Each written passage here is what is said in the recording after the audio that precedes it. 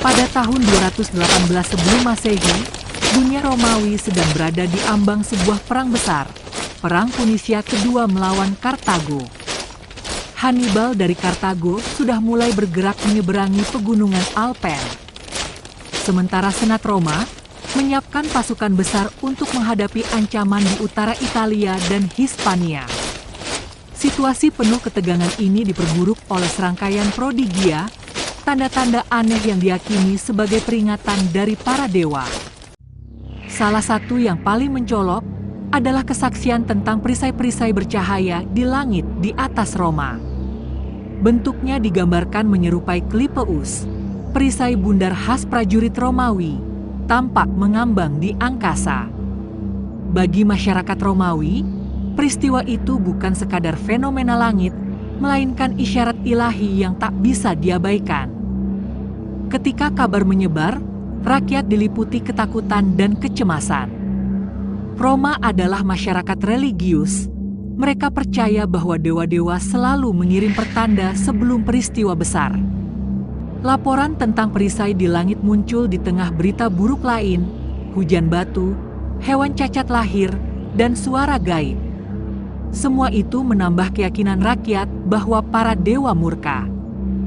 Sesuai tradisi, semua prodigia dilaporkan kepada Senat Roma.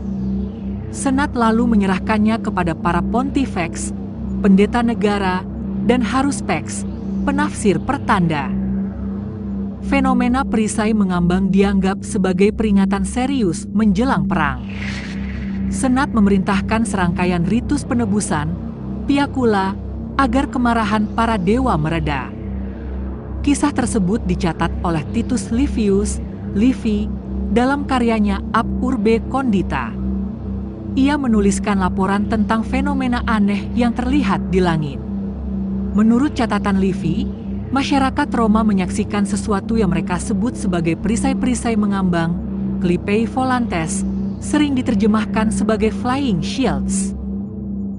Bentuk fenomena itu digambarkan seperti perisai bundar Romawi, Clypeus, yang tampak bercahaya dan bergerak di udara. Tidak ada penjelasan rinci mengenai warna atau lamanya peristiwa tersebut. Namun, laporan itu cukup jelas untuk dianggap penting oleh para sejarawan. Fenomena perisai di langit itu dicatat sebagai salah satu dari banyak prodigia, yaitu tanda-tanda alam yang tidak biasa yang menurut tradisi Romawi wajib dilaporkan kepada Senat dan ditafsirkan oleh para pendeta negara.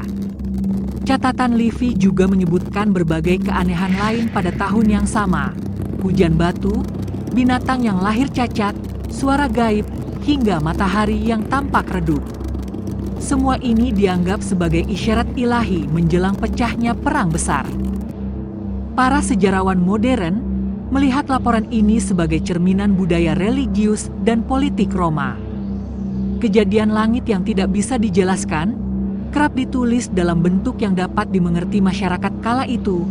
Dalam hal ini, sesuatu yang mirip perisai prajurit.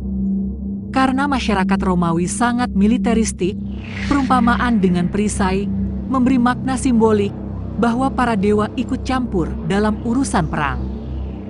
Menariknya, kisah perisai terbang di langit Roma ini kemudian menjadi salah satu catatan paling awal di Eropa yang sering dikaitkan oleh peneliti modern dengan fenomena udara tak dikenal, UFO. Namun, dalam konteks abad ketiga sebelum Masehi, jelas bahwa catatan itu dipahami sebagai pertanda ilahi, bukan sebagai teknologi asing. Dengan demikian, laporan tahun 218 sebelum Masehi ini menunjukkan bagaimana orang Romawi mengaitkan gejala alam dengan tanda nasib negara. Keanehan di langit yang dicatat Livy bukan hanya catatan astronomis atau meteorologis, tetapi juga bagian dari cara bangsa Romawi membaca bahasa para dewa menjelang salah satu konflik terbesar dalam sejarah mereka. Bagaimana menurut Anda? Tulis di kolom komentar. Bagi yang belum, jangan lupa subscribe. Terima kasih.